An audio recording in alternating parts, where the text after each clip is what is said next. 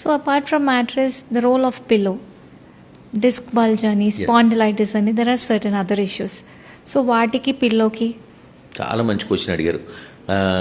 This been the burning topic for everybody.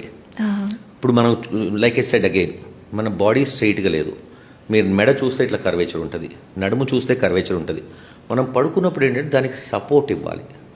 ఇప్పుడు నాకు మనం అనుకున్నాం మెమరీ ఫోమ్ అట్లాంటివి ఏంటంటే it confirms to the body and support ఇస్తుంది. కొన్ని మ్యాట్రెస్లు ఓన్లీ కాయిరే ఉంటాయి, పడుకుంటాము గట్టిగా రాళ్ల మీద ఉన్నట్టే. సో నా సజెషన్ ఏంటంటే వెళ్ళకి అగైన్ ఫేసింగ్ ద స్కై అట్లా పడుకున్నట్టు మెడ వెనకాల కొంచెం షేప్ ఉంటుంది కదా, either a small pillow or a roll towel.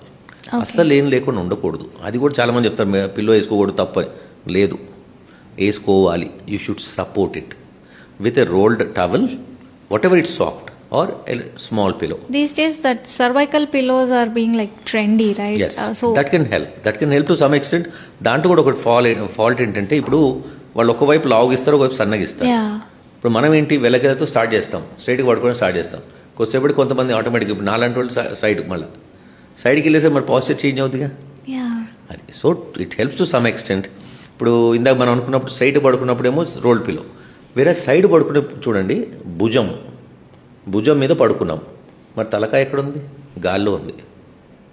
So ఈ తలకాయ కింద పడిపోకుండా దాన్ని సపోర్ట్ చేయాలి.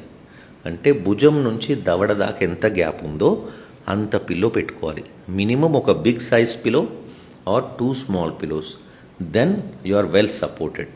మెడ నొప్పులు రావు.